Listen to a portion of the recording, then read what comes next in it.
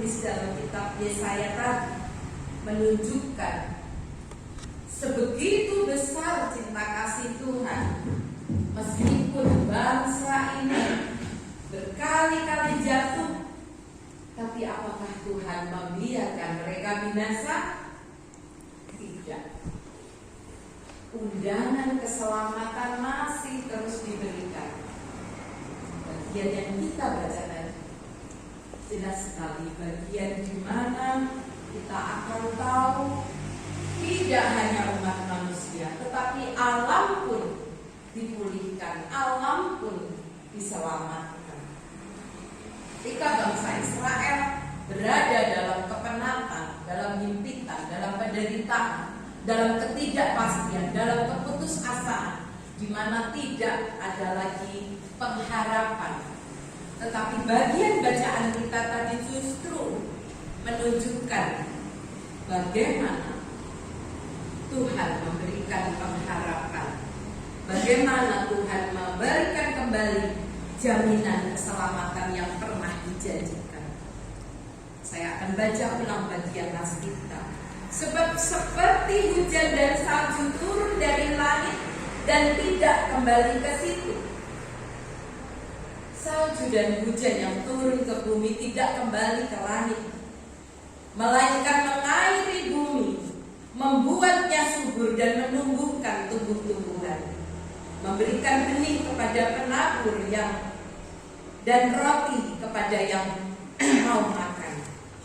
Demikianlah firman-Ku dari mulutku, ia tidak akan kembali kepadaku dengan sia-sia.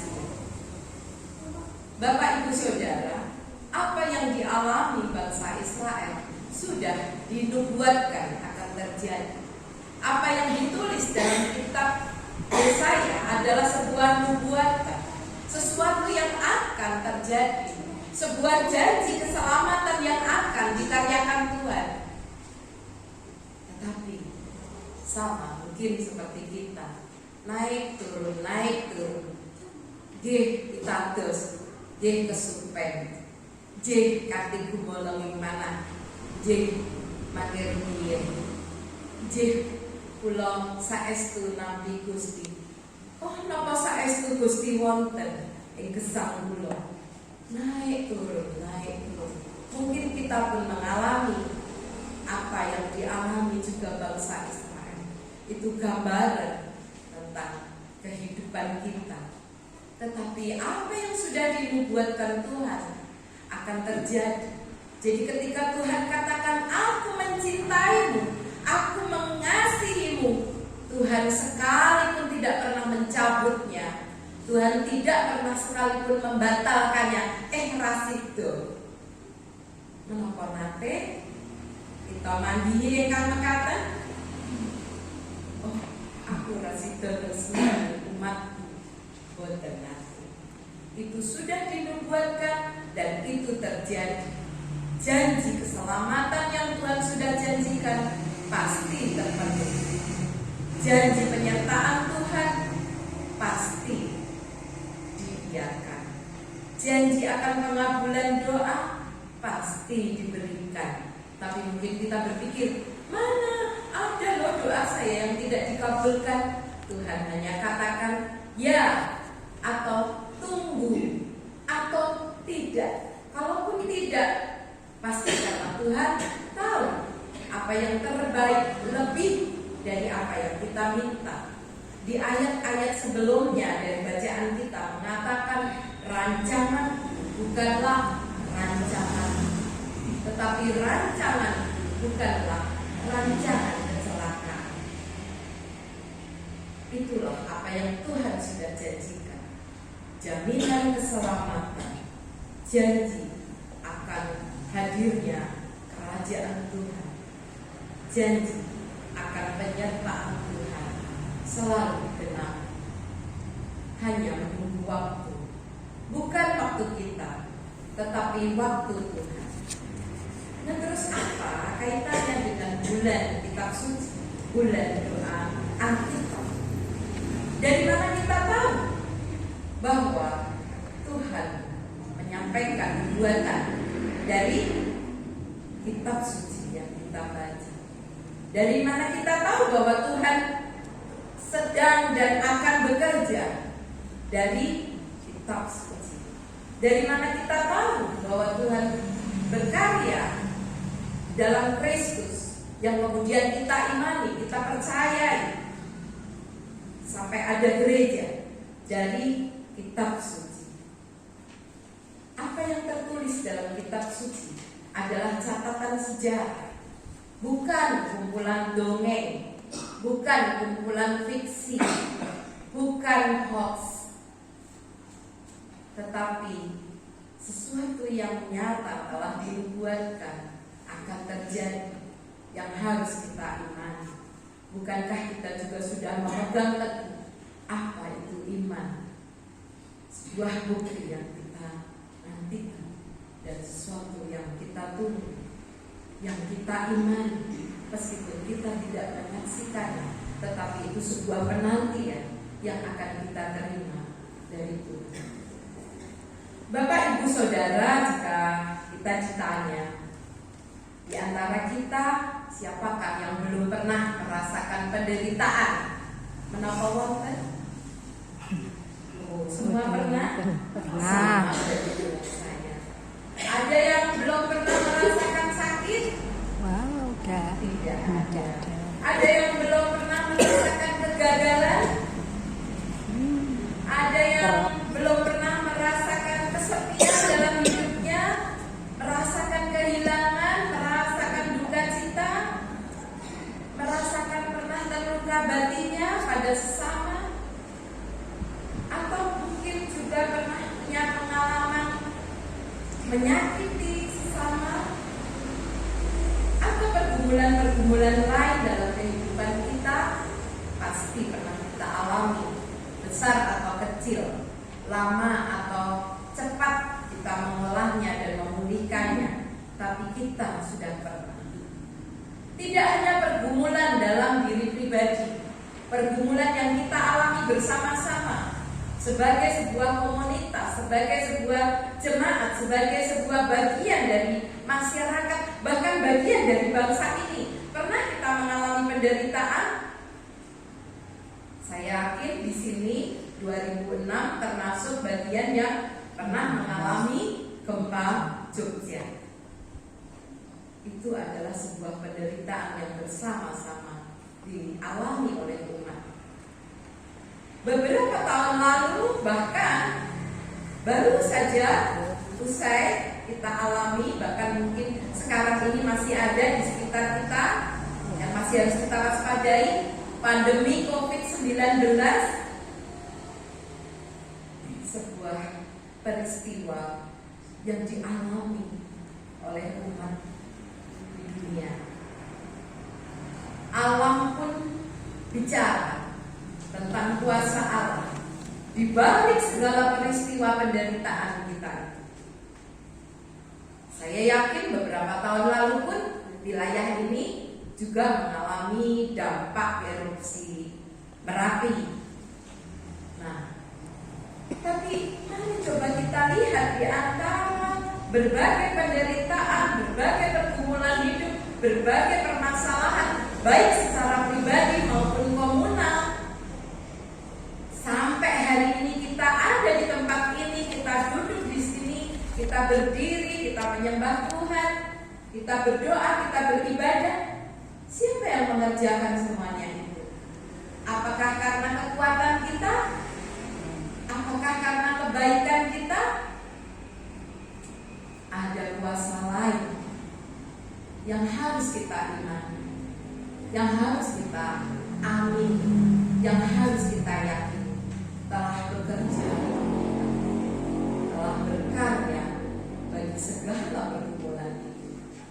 Ya, dari mana kita tahu? Dari mana kita mengenal Tuhan? Tentu saja dari pembacaan kitab suci. Tentu saja dari berbagi pengalaman iman ketika kita bersekutu. Tentu saja dari ketika kita beribadah. Tentu saja ketika kita melakukan perayaan-perayaan liturgi seperti ini. Kita tidak hanya mengenal Allah, tidak hanya mengenal penyelamatannya, tetapi mengalami, merasakan, menyaksikan, dan kita harus menyampaikan juga kepada sang lain, dan kita juga harus melakukannya juga, penyelamatan kepada alam ciptaan. Bapak, Ibu, dan Saudara, sama seperti kisah perjalanan bangsa Israel mengalami karya penyelamatan Tuhan, tentu sama kalau kita melihat catatan sejarah hidup kita. Sekian tahun umur kita, sekian tahun perjalanan pergumulan hidup berkeluarga kita, sekian tahun kehidupan berjemaat kita, bukan sesuatu yang mudah, bukan sesuatu yang tanpa pergumulan, bukan sesuatu yang mulus, benar? Tetapi kita mengalami, kita menyaksikan, kita merasakan bagaimana Tuhan bekerja dalam kehidupan kita. Alkitab adalah salah satu sarana yang mengingatkan kita, yang membuat kita tahu siapa Allah, siapa Kristus, siapa Sang Penyelamat kita, siapa Sang Pencipta Allah, dan siapa kita. Kita bahkan bisa tahu siapa diri kita juga dari Alkitab yang kita baca. Kalau ditanya siapa saudara, siapa saya, tentu kita tidak akan sekedar menjawab saya dengan nama, alamat, tanggal lahir, tetapi siapa kita di hadapan Allah? Oh iya, saya orang yang penuh dosa. Oh, saya adalah bagian dari umat Tuhan yang membutuhkan penyelamatan karena saya tidak bisa menyelamatkan diri saya sendiri. Oh ya, sesungguhnya saya adalah orang yang tidak layak, tidak patut, tetapi iman membuat saya, iman kepada Kristus membuat saya dilayakkan, dipantaskan untuk ada dalam bagian dari kerajaan Allah, dalam bagian dari keselamatan yang Allah tawarkan. Sore ini firman Tuhan menjadi undangan bagi kita, sama seperti Allah mengundang Israel untuk masuk dalam bagian keselamatannya. Apa yang Tuhan sudah firmankan tidak akan bisa dicabut. Jadi ketika kita juga melakukan penginjilan, ketika kita melakukan pewartaan iman kita kepada sesama kita, kepada jemaat kita, tidak, setiap firman yang ditaburkan oleh Tuhan tidak akan sia-sia. Entah kapanpun, jika ada seseorang yang merasa sudah melakukan penginjilan terhadap seseorang, sudah melakukan banyak hal untuk membuat orang mengenal Allah, mengenal Kristus, tetapi dia masih belum mau menjadi bagian dalam persekutuan kita, oh, kita tidak perlu putus asa, kita tidak perlu kecewa, dan kita tetap harus melakukannya. Mengapa? Setiap firman Tuhan yang sudah disampaikannya tidak akan pernah kembali dengan sia-sia kepadanya. Tetapi benih-benih iman, benih-benih firman Tuhan itu akan tumbuh kapanpun waktunya, dimanapun tempatnya, melalui kita, para utusan-utusan yang setia membaca firman Tuhan, menyimpan, melihara dalam hatinya, dan menaburkannya, mewartakannya melalui apapun, melalui sikap kita, melalui pelayanan kita kepada siapapun, keluarga kita, dan siapapun orang yang akan menikmati keselamatan. Bagaikan hujan yang menyuburkan tanah, seharusnya kehidupan kita seperti firman Tuhan itu, menyuburkan, bukan menghakimi, menyelamatkan, bukan membuat batu sandungan. Seperti tanah yang menghasilkan makanan, hendaknya kehidupan kita pun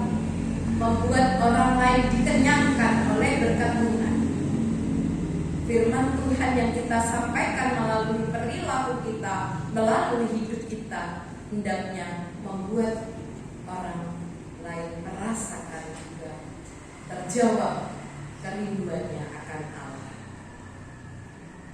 Jadi bacaan kita hari ini mengingatkan kepada kita untuk kita mengingat mereka yang haus supaya kita memberikan minum, untuk mengingat mereka yang lapar supaya kita memberikan makanan.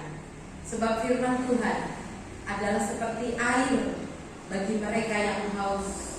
Firman Tuhan adalah seperti roti atau nasi kalau kita orang Asia bagi mereka yang lapar akan hadirat Tuhan, akan keselamatan Tuhan.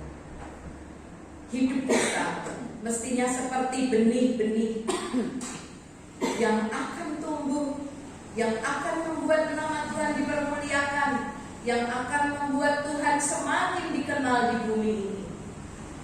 Seluas bumi kita, di mana kita menginjak. Firman Tuhan mestinya akan menjadi makanan bagi jiwa, bagi rohani kita, bagi pelayanan kita, bagi spirit kita, bagi motivasi kita di dalam kita melanjutkan segala pelayanan kita. Sama seperti yang kita tentu sudah kata bagian yang pernah kita baca dari surat 2 Timotius 3 ayat 16. Segala tulisan yang diilhamkan Allah memang bermanfaat untuk mengajar, untuk menyatakan kesalahan, untuk memperbaiki kelakuan, dan untuk mendidik orang dalam kebenaran. Bulan perayaan Kitab Suci atau bulan doa Alkitab mengingatkan kita supaya kita kembalikan segala pergumulan kita kepada firman Tuhan. Kita kembalikan segala apa yang menjadi persoalan hidup kita kepada rel di mana Allah berkenan, yaitu firman Tuhan.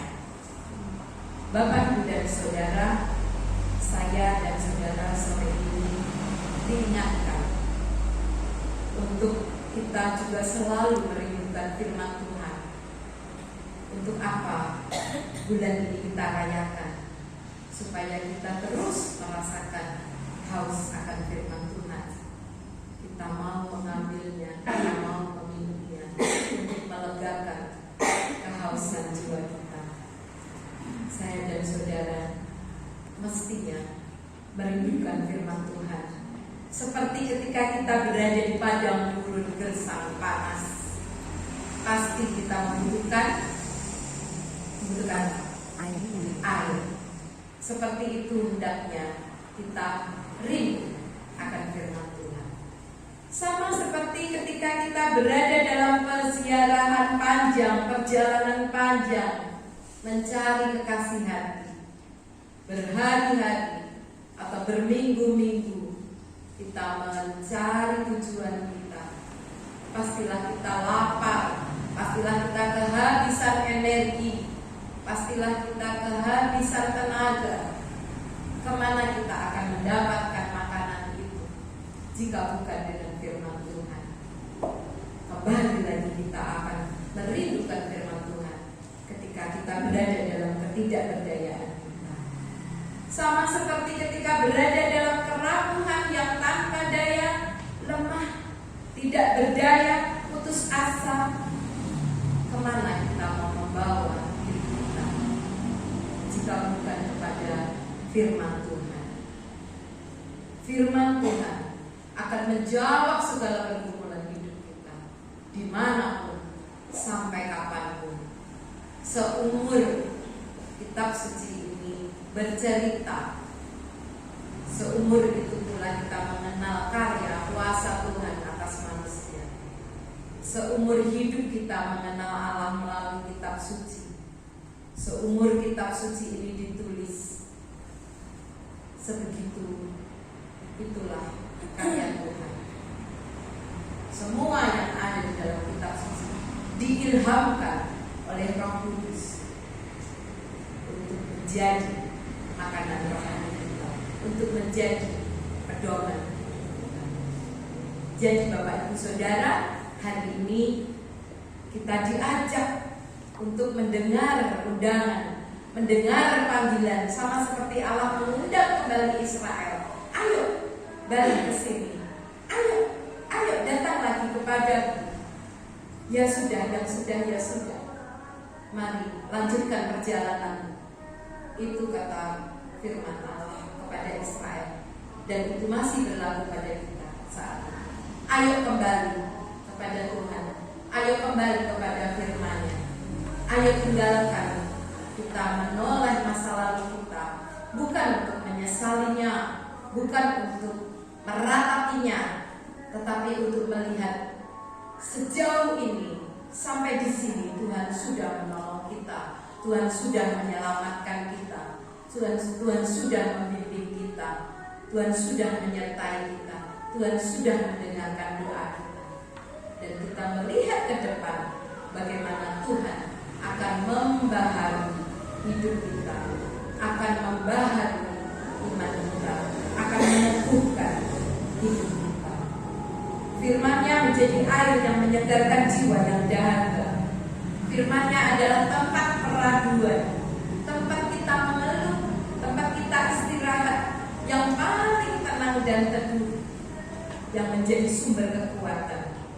Firman Tuhan mengubah hidup saya dan saudara yang sempat terombang-ambing, yang sempat mungkin liar-liur, iya atau tidak, percaya atau ragu, tapi kita diteguhkan dan diingatkan hari ini agar kita tidak ragu-ragu lagi. Sebab Tuhan mengundang tidak hanya mereka yang merasa dirinya kudus, justru mereka yang pernah menyesali masa lalunya di hadapan Allah, dan kita akan menerima sebagai makanan Tuhan, firman Tuhan sebagai jamunan. Bapak Ibu Saudara nanti bisa membaca Yesaya 55 secara utuh dari ayat 1, menunjukkan betapa luar biasa jaminan yang indah yang Tuhan sudah berikan, dan itu tidak akan pernah dicabut. Betapapun keberadaan kita, betapapun pelanggaran kita tidak diperhitungkan, jaminan tetap dijaminkan, keselamatan tetap diberikan bagi mereka yang percaya. Firman Ilahi berkuasa membaharui. Roh Kudus yang akan menggerakkan kita untuk meneguhkan dan percaya kita. Roh Kudus melalui firman Tuhan akan membaharui kehidupan saya dan saudara-saudara setiap hari. Selamat merefleksikan bulan kitab suci. Selamat melihat kembali masa lalu kita, bahwa di sana Tuhan sudah bekerja, Tuhan sudah berkarya hingga hari ini. Apakah kita akan ragu? Tentu saja jangan. Demikian firman Tuhan hari ini.